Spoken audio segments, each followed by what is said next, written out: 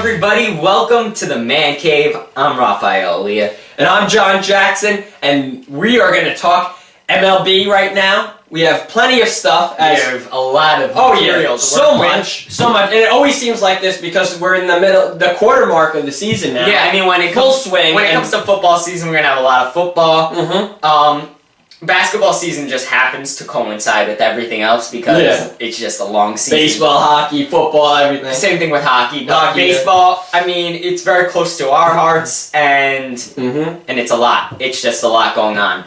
Especially this week because we have the Braves firing. I wanted a better word for it, but there's no better word. They fired manager Fredi Gonzalez after he was in the midst of his sixth season with the Braves. Your take being closer to that division than me.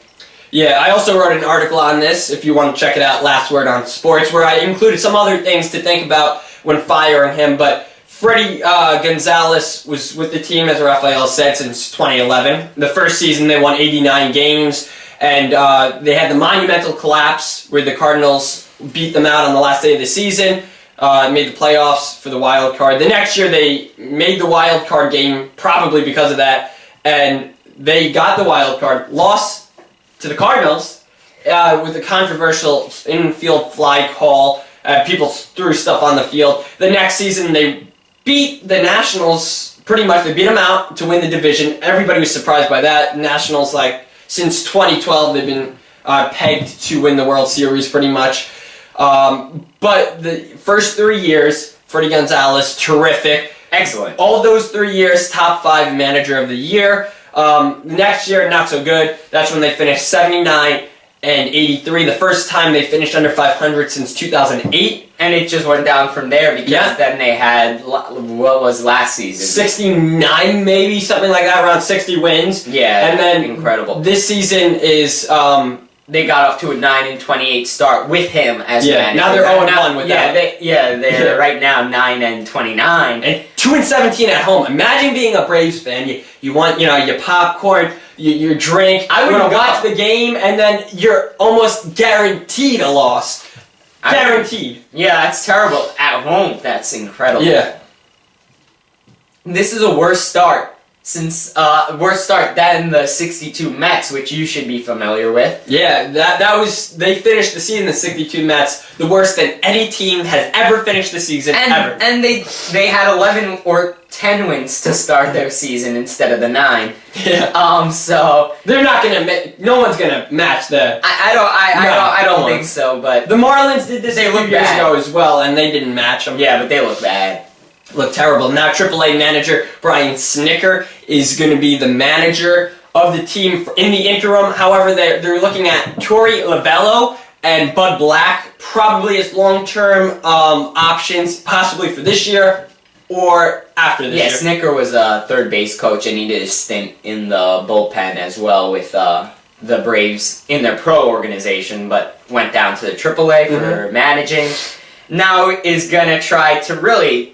I don't know what you want an interim manager to do at this point when your team win a couple games. See, I think the surprising thing is that the Braves weren't pegged to win. They're in rebuild mode, and they're in full rebuild mode. They got rid of everybody except for Freddie Freeman on that team with talent. We're talking Craig Kimbrell. We're talking Justin Upton, Melvin Upton, but they just did that on purpose.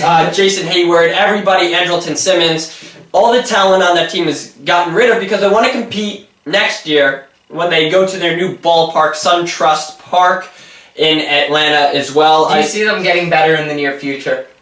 I know. I would. When we didn't have the show a couple of years ago, we were talking about the Astros, how they're going to be a good team. And they're underperforming this year. And the Cubs. Yeah. They're underperforming this year, not the Cubs, the Astros. No, Astros and the Cubs want full rebuild like this. But they do have a good team, the Astros, and the Cubs, you can't deny that they have a great team. Absolutely, yeah. Do you see that being the Braves in a year or two? Not next year, though. Okay. They still need it. Number one, once you get into rebuild mode, you got to do what the Cubs did. They got John Lester. Now they got Jason Hayward. You got to add on the free agents. But you obviously need the young guys to come up. Yeah. And they got a lot of close to major league talent ready, big prospects and everything. But after starting 9-28 and now 9-29, I don't see them going from this to be competitive I next think that's year. very hard to do. And near impossible. Yeah, they might finish over 500 next year, but to make the playoffs in their first year, I don't see right now, unless they do big moves. Next storyline. Boom. Bautista versus Odor. Yeah. We're not talking UFC. This is still in the realm of Are you baseball. sure we're not talking UFC? Because that looked like UFC right there. Yeah, Jose Bautista and, okay, 1 second, I got this. Rougned Odor. Yep. With the, fight because of the, slide rule. Of Bautista. Bautista looked like he was trying to injure Odor. Not injure him, looks like he was trying to take him out. Which last year wouldn't have been an issue. But this year is an issue because of your man, Ruben Tejada. Yep. And the Chase Utley slide. The infamous Chase Utley slide. Odor and Bautista both suspended, both appealed. Odor with an 8-game suspension, Bautista with a 1. You think that's a fair punishment? You think it's unfair? Yeah, I say it's fair. I think it should be shorter. No, I say it's fair. Bautista obviously only deserves 1. He got a fist implanted into his face. I think the least he could do is give him 1. But both of them have backgrounds that really led up to this. Yeah, Bautista, who in the playoffs, after hitting a home run to take the lead, flipped his bat like 5,000 feet and looked into the dugout. 200. And that was against the Rangers. Yeah. So, and then you have Odor, who's actually, it's funny, Bautista on his Twitter liked some comment where it said something like, something about glass houses, that's how the saying goes, and it has 4 pictures of Odor trying to knock out the second baseman. But also, Odor has fought before in the minor leagues. He's done this before. He's a fighter, it seems like. So it's the perfect storm. Well, Bautista was hit. Mm-hmm. That's how he got to first. And remember, he violated the slide rule, one of the first violations of the slide rule this season. Yeah. When he grabbed the foot, I forgot who it was.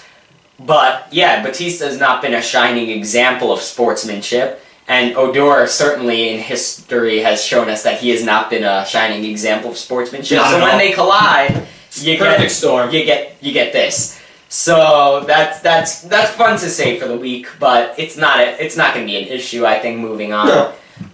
We're still waiting for guys to get hit on the Mets side when Chase Utley comes back. They actually Utley they spared his life because they faced off and they thought they would. I think that'll come to blows, especially because of the performance that we have in the NL East. When you're tied for second, you're not in second. Mm-hmm. You're tied for a half game. Phillies have surprised everybody. Yeah, that's incredible, and I think that's gonna. But we'll get to that because we're gonna have a segment after. I just mentioned that the Yankees has snapped their 3-series win streak. They haven't lost a series since they lost to the Orioles early in May, but they have officially lost this series with the Diamondbacks. They lost their first 2 games of the series. Michael Pineda, 1-5, not doing well at all. They're 7.5 behind first. And on the flip side, we have the Mets, who their starter was Noah Syndergaard last night, and he did phenomenal. Yeah, Syndergaard, 10 strikeouts, he got the win, no runs, 7 innings, and he was facing off Max Scherzer, who we all know had the 20 strikeout performance from last time he pitched. Syndergaard had his 2 home run performance from the last time we pitched, so we got 2 big performers going up against each other. And it's the biggest game of the season for the Mets and Nats. It's going to be the biggest series the 19 games are going to be huge. They're huge. And I don't think at the end. We've said it over and over. And yeah, I think it's at the beginning. At the beginning and the middle. I feel like this series in general is a huge series. Huge, yeah. And Max Scherzer allowed a home run on his first pitch, coming back from that 20 strikeout performance. Curtis Granderson, Terry Collins was very proud of him because Lucas Duda and David Wright both out with injury, so he needed him to step up. So that's great for a manager to see that your guy that you need to step up. That's the 3rd time he's done that, I believe, on the first pitch. I know for sure one other time, and I think this is actually his 3rd time, he's hit the first pitch for a home run. Well, the big thing is, first pitch of the game, try to get that in the strike zone. You don't want to start off with the ball. Yeah. Curtis Granderson, very smart player. We've seen him talk, we've heard him talk. He's very, He's very intelligent about the game. So yeah, one of the best speakers in all of baseball. So it doesn't surprise me. Now, I have a segment that this was like a very put-together segment, but it's going to be fun because this is called Jackson's Take with John Jackson, of course. He is our Mets fan on scene, and in this season in particular, there are just so many questions going on about the Mets in particular. And I wanted to get his opinion on stuff, so I figured instead of just asking him off air, why don't I ask him on air? So I have 30 seconds on the clock for 4 different things where he will give his opinion. 4 questions? 4 questions. Okay. His opinion and his defense of his opinion. So, number 1, who's the best starting pitcher on the Mets rotation? In your opinion, based on what you've seen so Noah far. Syndergaard.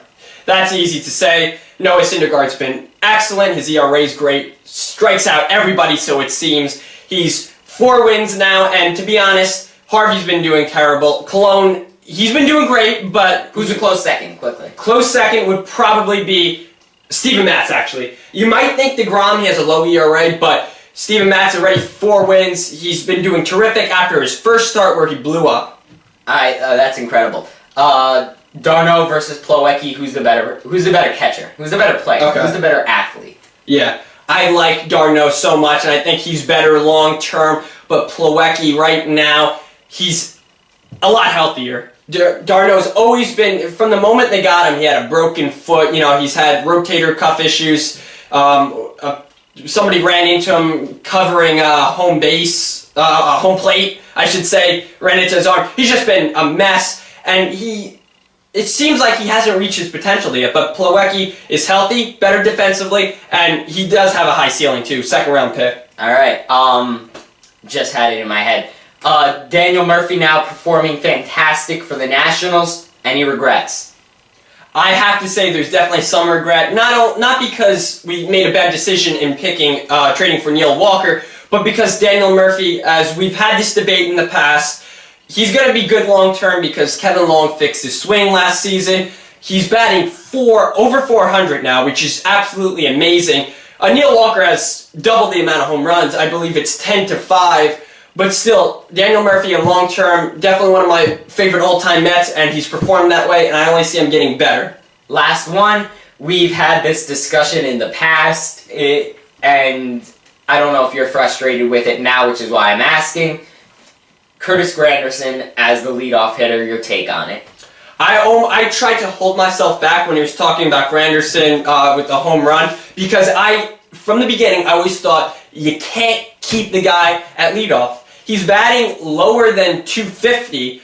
I mean, sure, he gets on base at a decent clip, but this guy is somebody who hits home runs, and they're all solo shots because he's batting leadoff. Look, I know the Mets don't have a great leadoff hitter, but you put somebody like Asdrubal Cabrera, who's not going to hit a lot of home runs, and will get on base at a higher clip than Granderson, batting average-wise, you got to put Granderson lower in the order. I'm sorry, but he's a home run hitter. Awesome. That was Jackson's take.